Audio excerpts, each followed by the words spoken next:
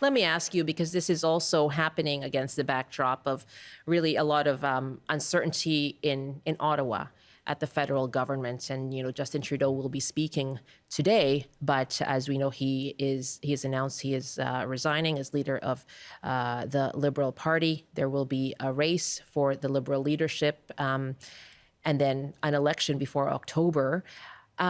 What kind of leader does Canada need right now then? What is the trade and economic leadership that Canada needs in order to be able to withstand what these tariffs will bring? That's a question for me? Yes, I know. Yes, it is. From your perspective, just in terms of trade, and let's keep it narrow to that, perhaps.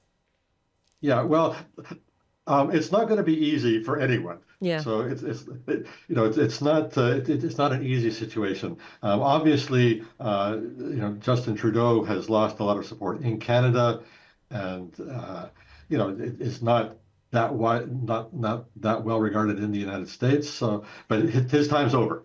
So the question is, who can replace him? Mm-hmm. And the answer is, it won't be easy. I personally think that it's important to have someone who can, talk to Donald Trump and talk to the governors of the northern states, as one of the callers emphasized. And I'm not sure who that person is. I certainly am not obviously going to endorse one party or the other. And, the Conservatives have a leader, and there are only like two major candidates for the Liberal leadership.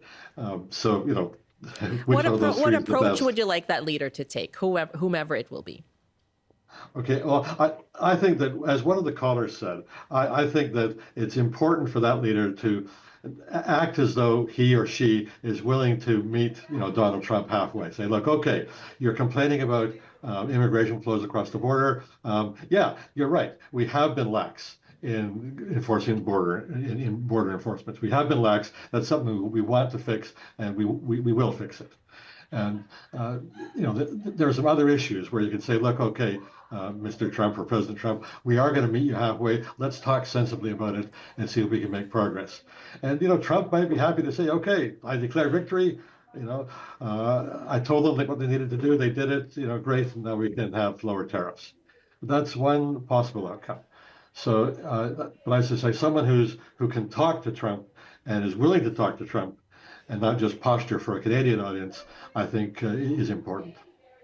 And yes, and I will emphasize, you are a professor at the Sauder School of Business, and not at all partisan, and not a political scientist as well. I appreciate your perspective on. It could come from either major party. So I'm not endorsing a party, but I am saying that I think the next prime minister does need to try to meet Trump's concerns halfway.